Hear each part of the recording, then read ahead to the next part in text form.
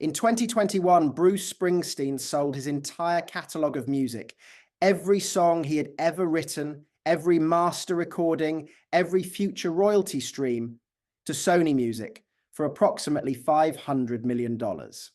In 2022, Bob Dylan sold his catalogue to Universal Music for an estimated $300 million. Paul Simon, Neil Young, Stevie Nicks, and dozens of other artists followed. A quiet revolution was underway in music, and at the center of it was an asset class that most investors had never considered: music royalties. Welcome back to Capital Above Convention. Today, we're covering one of the most fascinating alternative asset classes of the last decade: the buying and selling of music royalty streams as financial investments. How does it work? Why are institutional investors paying hundreds of millions for song catalogs? And how can individual investors access this income-generating, inflation-protected, streaming-driven asset class? Let's start with the basics. When a song is played on the radio, streamed on Spotify, used in a film, or performed live, money changes hands. That money goes to the owners of two distinct types of rights. The first is the publishing rights, the underlying composition, the melody and lyrics. The second is the master rights, the specific recording of the song. These two types of rights generate different royalty streams, flow through different collection mechanisms, and have very different market dynamics. Historically, artists owned their publishing rights and labels owned their master rights. The label would advance money to the artist in exchange for ownership of the masters, a structure that became increasingly controversial as streaming transformed the economics of the music industry. Today, the ownership of both publishing and master rights has become a highly contested and commercially significant asset class, with dedicated investment funds, major financial institutions, and technology companies all competing to acquire catalogs. The size of the market is significant. The global music publishing market alone is estimated at over $30 billion in catalog value. When master recordings are included, the total addressable market exceeds $100 billion. And it is growing, so driven by the relentless expansion of streaming, the growth of sync licensing in film and television, and the globalization of music consumption. Why do sophisticated investors find music royalties attractive? 4 reasons. The first is predictability of income. A hit song generates royalties every time it is played, and great songs are played millions of times per year, every year for decades. Hotel California by the Eagles has been generating royalties for nearly 50 years. Bohemian Rhapsody by Queen has streamed over 2 billion times on Spotify alone.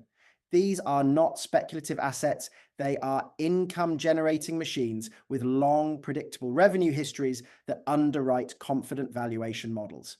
The second reason is the streaming tailwind. When Spotify, Apple Music, and other streaming platforms launched and scaled, they fundamentally transformed the economics of music royalties. For the first time, older catalogs began generating significant income from younger audiences who discovered classic music through algorithmic recommendation. A Bob Dylan song recorded in 1965 is now generating more streaming royalties than at any point in its history, simply because of the platform infrastructure that did not exist 5 years ago. The third reason is inflation protection. Music royalties are denominated in consumption, in plays and streams. When consumer spending increases with inflation, music royalty income tends to follow. The asset has a natural linkage to economic activity that makes it a more effective inflation hedge than fixed income securities. The fourth reason is zero correlation. Music royalties have no meaningful relationship to equity markets, credit markets, or interest rates. A pandemic that destroys physical concerts is offset by a surge in streaming. A financial crisis that crushes equity portfolios has no impact on how many times Sweet Home Alabama plays on radio stations across America. The asset generates income independent of the financial cycle, a genuinely diversifying addition to any portfolio. Now the risks, because music royalties are not without them. The first risk is cultural obsolescence. Not every song generates royalties forever. An artist who was massively popular in the 1990s may generate very different royalty streams today than they did at their peak. The value of a catalogue is deeply tied to the ongoing cultural relevance of the music it contains. And cultural relevance is notoriously difficult to predict. Overpaying for a catalogue that loses cultural momentum is a real risk that requires careful analysis of streaming trends and demographic data. The second risk is technological disruption. The streaming platforms that have driven the recent boom in music royalty values are themselves subject to competitive and technological pressure. If the economics of streaming change, if rates compress, if new platforms disrupt the existing oligopoly, or if a new music consumption format emerges, the value of existing royalty streams could be materially affected. The third risk is valuation complexity. Music catalogues are valued as multiples of net publishers' share.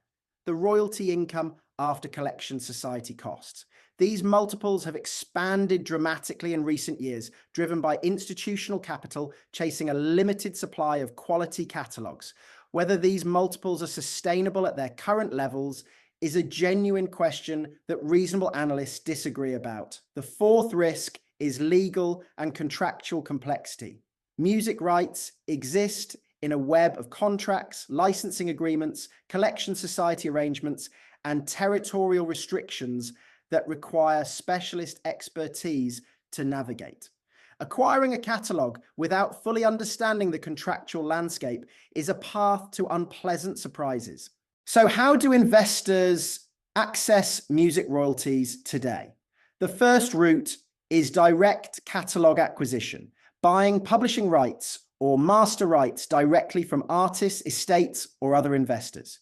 This is the market in which the major transactions, Springsteen to Sony, Dylan to Universal, take place. It requires deep industry relationships, specialist legal and financial expertise, and significant capital. The minimum viable catalogue investment at the institutional level is typically in the millions of dollars. The second route is through dedicated music royalty funds. Hipgnosis Songs Fund, listed on the London Stock Exchange, was one of the first publicly traded vehicles to offer pure exposure to music publishing rights. Roundhill Music Royalty Fund is another listed vehicle. These funds acquire diversified portfolios of catalogues and pay income distributions to shareholders. Their public listing provides liquidity that direct catalogue ownership cannot. The third route is through platforms like Royalty Exchange and Songvest that allow individual investors to bid on specific royalty streams, often individual songs or small catalogues, in an auction format. This is the most accessible entry point to music royalties for individual investors, with some opportunities starting at a few $1,000s. Music royalties represent one of the most compelling intersections of culture, technology, and finance in the alternative asset universe. When Bruce Springsteen sold his catalogue for $500 million, he was not selling his music. He was monetizing a royalty stream, a financial instrument that will generate income for as long as people listen to music.